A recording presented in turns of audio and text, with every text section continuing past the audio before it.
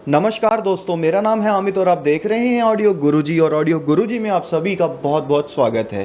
Friends, आज की इस वीडियो से हम स्टार्ट करने जा रहे हैं एक नई सीरीज़ को जिसका नाम है होम थिएटर बेसिक्स।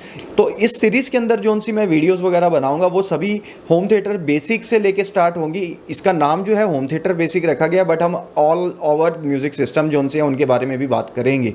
जो आपके सजेशंस आएंगे, जिस तरीके से भी आपके क्वेश्चंस आएंगे, वो भी हम इसी सीरीज़ के अंदर उसको क्लियर करते जाएंगे। और बाकी जो मैंने एक पैटर्न बनाना है वो मैं अपने तरीके से भी चलता रहूँगा, जिससे कि आपको शुरू से लेकर एंड तक की प्रॉपर जो सी जानकारी है वो मिल सके। तो हम आज की इस वीडियो से स्टार्ट कर लेते हैं होम थिएटर बेसिक के बारे में। तो पहले ये देख लेंगे कि कितने तरीके के ऑडियो सिस्टम्स होते हैं जो उनसे हम घरों पर यूज़ कर सकते हैं। तो साथ साथ में उनको मैं डिस्क्राइब भी करता जाऊँगा। हो सकता है बहुत से लोगों को इस बारे में पता होगा, बट ऐसा भी हो सकता है कि बहुत से लोग ऐसे भी हों जिनको नहीं पता होगा। तो देखो, सबसे पहला जो सेटअप आता है वो आता है हमारा स्टीरियो सेटअप के अंदर। स्टीरियो सेटअप में क्या है, एक चाहिए होता है हमें इंटीग्रेटेड एम्पलीफायर। इंटीग्रेटेड से मेरा मतलब ये है कि जिसके अंदर प्री एंड पावर दोनों सेक्शन दिए होते हैं। तो वो जो से है हमारे स्टीरियो सिस्टम, उसके अंदर एक इंटीग्रेटेड एम्पलीफायर चाहिए होता है हमें, और दो चाहिए होते हैं हमें स्पीकर, एक लेफ्ट के लिए एक राइट के लिए।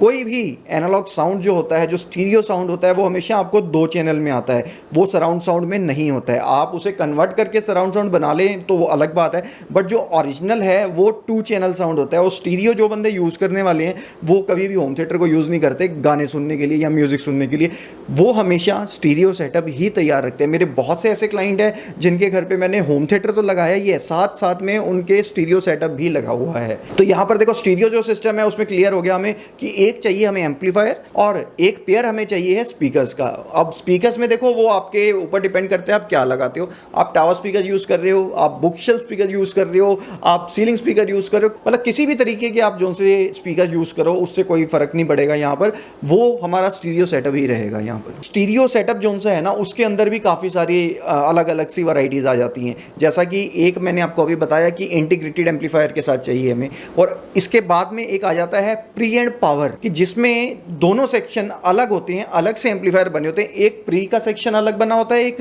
पावर का सेक्शन अलग बना होता है। जो इंटीग्रेटेड है, जैसा मैंने आपको बताया, ये दोनों चीज़ें उसी के अंदर इंक्लूड की गई होती हैं। तो जो स्पीकर्स हैं फ्रेंड्स हमारे, वो हमारे यहाँ पर भी सेम रहेंगे स्टीरियो के अंदर, बट जो एम्पलीफायर है हमारे वो दोनों अलग अलग हो गए। प्री एम्पलीफायर अलग हो गया और एंड पावर एम्पलीफायर अलग हो गया। अभी शायद कुछ लोगों के माइंड में ये भी क्वेश्चन आएगा कि जब उसी एक ही चीज़ के अंदर, इंटीग्रेटेड के अंदर, दोनों चीज़ें हमें दी हुई हैं तो हम प्री एंड पावर अलग अलग क्यों लगाएं? क्योंकि एक को कॉस्टली भी बहुत होते हैं वो, क्योंकि दोनों चीज़ें अलग अलग खरीद रहे हो आप। तो इसका जो रीज़न है ना, देखो, वो हर एक के लिए ये नहीं है। आप अपनी पॉकेट के हिसाब से, अपने बजट के हिसाब से, या फिर सबसे ज़रूरी जो सी चीज़ है कि आप म्यूज़िक को कितना महसूस करते हो, क्यों हर एक तरीके से बंदा करता है। किसी को बेस चाहिए, किसी को शोर शराबा पसंद होता है, किसी को बिल्कुल डिसेंट आवाज़ चाहिए कि एक एक नोट हमें सुनाई देना चाहिए। तो ये उस पर डिपेंड करता है कि आप क्या लगा रहे हो। अब इनको बनाने का जो सा कारण है, जो अलग अलग हम कर रहे हैं प्री एंड पावर को, देखो, एक ही कैबिनेट के अंदर जब 2 सेक्शन बनते हैं तो कहीं ना कहीं है ना, उसकी डिस्ट्रॉशन लेवल जो होता है वो थोड़ा सा हाई होता है। क्योंकि जब करंट एक सर्किट में पास होता है तो वो एक मैग्नेटिक फील्ड बनाता है, तो वो दोनों चीज़ें जब चलती हैं तो वो कहीं ना कहीं हमारे सिस्टम को डिस्ट्रॉय करते हैं, या फिर उसे डिस्टर्बेंस में बदल देंगे, या उनकी क्वालिटी में फ़र्क आ जाएगा। यही अगर आप प्री एंड पावर अलग अलग लगा रहे हो तो उस कंडीशन में प्री का सेक्शन ही अलग कर दिया बिल्कुल, मतलब कि पावर से कोई लेना देना ही नहीं है उसका, तो उसकी जो क्वालिटी होती है वो काफ़ी ज़्यादा अच्छी और बढ़िया तरीके से आ जाती है। सेकेंडली क्या होता है कि जो हमारे इंटीग्रेटेड एम्पलीफायर हैं उनमें जो वाटेज है वो एक नॉर्मली रहती है, मतलब कि बहुत ज़्यादा वाटेज अगर आपको चाहिए, आपके स्पीकर बहुत ज़्यादा हैवी हैं या पावर हंग्री स्पीकर आप यूज़ करते हो, तो ऐसी कंडीशन के अंदर हमारा जो स्टीरियो एम्पलीफायर है वो उन्हें प्ले नहीं कर पाता है। तो ऐसी कंडीशन में भी हमें प्री एंड पावर अलग से लगाना पड़ता है। एंड फ्रेंड, जो इसके बाद सेटअप आता है वो भी स्टीरियो का ही बताने जा रहा हूँ मैं आपको। उसके अंदर हमें प्री चाहिए होती है, बट जैसा कि हमने एक पावर लगाया था तो पावर यहाँ पर एक नहीं रहेगा, यहाँ पर पावर हो जाते हैं 2, यानी कि इसको बोला जाता है प्री विद मोनोब्लॉक्स। प्री एम्पलीफायर हमारा एक ही लगेगा, बट पावर एम्पलीफायर हमारे 2 लग जाएंगे। राइट चैनल के लिए अलग से पावर लगेगा एंड लेफ्ट चैनल के लिए अलग से पावर लगेगा। अब यहाँ पर इनकी क्या ज़रूरत है तो वो भी आपके माइंड में अगर आएगा, तो एक्चुअल में देखो, पावर एम्पलीफायर जो से है ना, उनकी भी एक लिमिट है जो स्टीरियो के अंदर आते हैं। सपोज करते हैं यहाँ पर कि आपके जो स्पीकर्स हैं काफ़ी हैवी हैं, तो आपने वहाँ पर जो स्टीरियो एम्पलीफायर लगाया है वो आपको दे रहा है 200 वॉट्स पर चैनल के अंदर। बट यहाँ पर क्या होता है कि मोनोब्लॉक्स अलग से भी आते हैं, कुछ ऐसे होते हैं कि जो होते तो स्टीरियो में ही है बट उनमें ऑप्शन दिया होता है उनको मोनो बनाने का, तो उसमें एक चैनल फिर काम करता है और 2 एम्प हमें लगाने पड़ते हैं दोनों चैनल के लिए अलग अलग। तो ऐसी कंडीशन में क्या होता है कि अगर आपका एक एम्पलीफायर 2 चैनल चला रहा है 200 वॉट पे, तो अगर आप उसे मोनोब्लॉक में कन्वर्ट कर देते हो तो उसकी जो सी वॉटेज है वो डबल से भी ज़्यादा हो जाती है। अगर आपके स्पीकर बहुत ही ज़्यादा है तो आपको इस तरीके से उन्हें पावर देने के लिए अलग अलग मोनोब्लॉक्स लगाने पड़ेंगे, वो चाहे बने ही इसी तरीके से हो कि एक चैनल ही चले उस पर, या फिर उसमें ऑप्शन दिया हो कि 2 चैनल एम्पलीफायर होगा बट उसे आप ब्रिज करके मोनो में भी कन्वर्ट कर सकते हैं, तो वो दोनों अलग हो जाते हैं। तो यहाँ पर भी पावर जो सी है, पावर हमें ज़्यादा चाहिए होती है, तो इस कंडीशन के अंदर हम इस सेटअप को लगा देते हैं।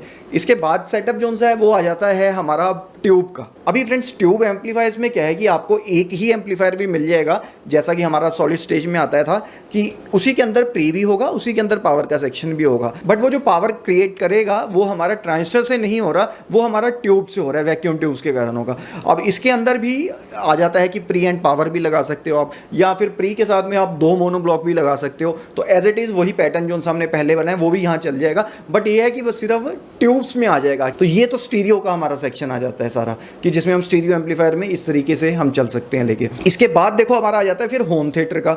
होम थिएटर के अंदर भी बहुत सी वैरायटी है। एज इट इज बहुत से लोग ऐसे हैं जो कि होम थिएटर्स में भी प्री एंड पावर का ही यूज़ कर रहे हैं। तो उनकी प्री जैसे है, मान लो 5 चैनल का सेटअप अगर लगाया हुआ है तो 5 चैनल की प्री होगी और 5 चैनल का ही उनका पावर एम्पलीफायर होगा, 7 का होगा, 11 का होगा, किसी भी तरीके से इस तरीके से हो सकता है। चाहे वो आप 5.1 में करो, चाहे एक AVR से कर रहे हो, चाहे आप उसे अलग अलग प्री एंड पावर यूज़ कर रहे हो, मोनोब्लॉक यहाँ पर यूज़ नहीं होंगे।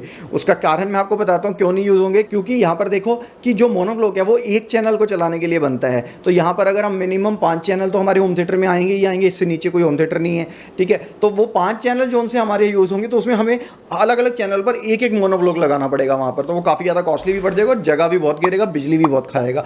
तो इस तरीके से यहाँ पर मोनोब्लॉक्स यूज़ नहीं होते। वैसे प्री एंड पावर आप यूज़ कर सकते हो यहाँ पर भी। अब काफ़ी तरीके के हैं। अभी आप ले रहे हो, अगर होम थिएटर आप क्रिएट कर रहे हो, अपने घर पे बना रहे हो, तो उसमें ऑप्शंस आपको दुनिया भर के मिल जाएंगे। 5 चैनल का है, 7 चैनल है, उसके बाद 9 चैनल है, 13 हैं, 15 हैं, 18 हैं, 21 हैं। इस तरीके से वो काफ़ी आगे बढ़ता जाएगा। फिर उसके बाद में फ़ीचर्स का फ़र्क आ जाता है कि फ़ीचर्स क्या हैं उसमें। वाईफाई है, ब्लूटूथ है, या फिर एटमॉस इनेबल है, DTS:X को सपोर्ट करता है, नहीं करता है, HDR10 को सपोर्ट करता है, नहीं करता, डॉल्बी विजन को करता है। मतलब इस तरीके से काफ़ी सारी वैरायटी हमारी AVRs में भी आ जाती है। मतलब इस तरीके के सिस्टम्स हैं जो मैं आपको बताना चाहता था कि इतने सिस्टम्स हमारे हैं जो कि घर पर हम यूज़ कर सकते हैं जिनको। तो फ्रेंड्स इस वीडियो के अंदर सिर्फ यही इंट्रोडक्शन देना था मैंने आपको कि कितने तरीके के सेटअप्स हैं जो हम घर पर यूज़ कर सकते हैं। अभी इसी सीरीज़ की जो सी नेक्स्ट वीडियो है उसमें हम एम्पलीफायर्स की एक बार बात करेंगे, AVR की बात करेंगे सबसे पहले, क्योंकि हमारा होम थिएटर को अगर हम स्टार्ट करते हैं तो सबसे पहली जो सी डिवाइस है वो आती है हमारा AVR। तो नेक्स्ट वीडियो के अंदर AVR के ऊपर ही बात करेंगे। मुझे काफ़ी लोगों के कमेंट्स भी आते हैं कि सर AVR में और एम्पलीफायर में फ़र्क क्या होता है, तो नेक्स्ट वीडियो के अंदर हम इसी बारे में बात करेंगे। AVR होता क्या है, उसके साथ साथ आपको कि आप जब एक AVR ले रहे हैं तो आपको क्या चीज़ें ध्यान में रखकर AVR लेना है। मेनली तो ऐसा होता है ना, लोगों ने एक नाम सुना हुआ है कि हाँ भैया जैसे डेनन 1600 है। अब डेनन 1600 सबके माइंड के अंदर बैठ गया है, तो जो भी बंदा आता है वो डेनन 1600 चाहिए, चाहे उनके जगह के हिसाब से या उनकी नीड के हिसाब से वो प्रॉपरली उनके मतलब का ना भी हो, ये भी हो सकता है।